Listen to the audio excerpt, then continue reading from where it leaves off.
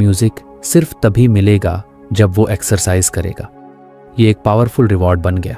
अब हर सुबह जब भी म्यूजिक सुनने का मन होता तो वो खुद को याद दिलाता, पहले पुशअप्स, फिर प्लेलिस्ट, और धीरे धीरे ये सिस्टम काम करने लगा।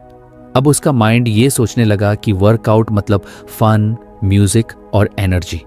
उसने अपने छोटे से कमरे के एक कोने में मूवमेंट जोन बना लिया, जिसमें योगा मैट, स्किपिंग रोप और एक ब्लूटूथ स्पीकर रखा। यह सेटअप दिखने में बहुत अट्रैक्टिव नहीं था, लेकिन उसके लिए ये एक वाइब बन गया था। धीरे धीरे उसने और भी ट्रिक्स इस्तेमाल करना शुरू किया। जैसे वर्कआउट करते समय वो अपने फेवरेट पॉडकास्ट सुनने लगा, जिसमें इंस्पायरिंग लोग अपनी सक्सेस स्टोरीज शेयर करते थे। उसे ऐसा लगता जैसे वो जिम में नहीं, किसी सीक्रेट मास्टर क्लास में हो।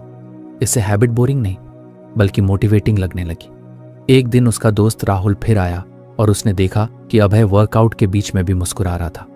राहुल बोला, भाई तू तो जिम ना जाने के बावजूद भी इतना कंसिस्टेंट कैसे हो गया? अभय हंसकर बोला, क्योंकि अब वर्कआउट पनिशमेंट नहीं है, पार्टी बन गया है।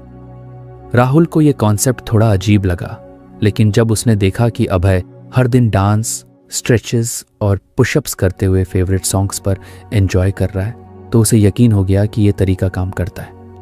अभय ने एक और पावरफुल चीज अपनी हैबिट जर्नी में शामिल की थी, पॉजिटिव इन्फ्लुएंस। उसने नोटिस किया कि उसके आसपास के लोग उसकी कंसिस्टेंसी से इंस्पायर हो रहे थे। धीरे धीरे उसके 2-3 दोस्तों ने भी उससे हैबिट टिप्स लेना शुरू कर दिया था। अब हर रविवार को वो एक स्मॉल हैबिट सर्कल चलाने लगा था, जिसमें उसके 4 दोस्त वीडियो कॉल पर जुड़ते और अपने वीकली विंस और स्ट्रगल्स डिस्कस करते।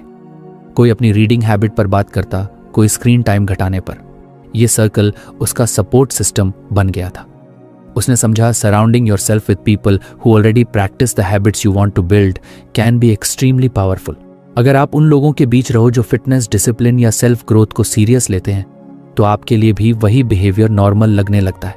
इसी सोच से प्रेरित होकर उसने ऑनलाइन एक फिटनेस चैलेंज ग्रुप ज्वाइन किया, जहां लोग अपनी डेली प्रोग्रेस शेयर करते थे।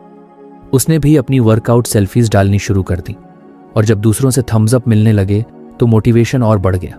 अब उसे हर दिन एक्सरसाइज करना सिर्फ इसलिए अच्छा नहीं लगता था कि उसे म्यूजिक सुनना मिलता था, बल्कि इसलिए भी क्योंकि उसे एक सेंस ऑफ कम्युनिटी फील होती थी, जैसे वो अकेला नहीं है इस जर्नी में।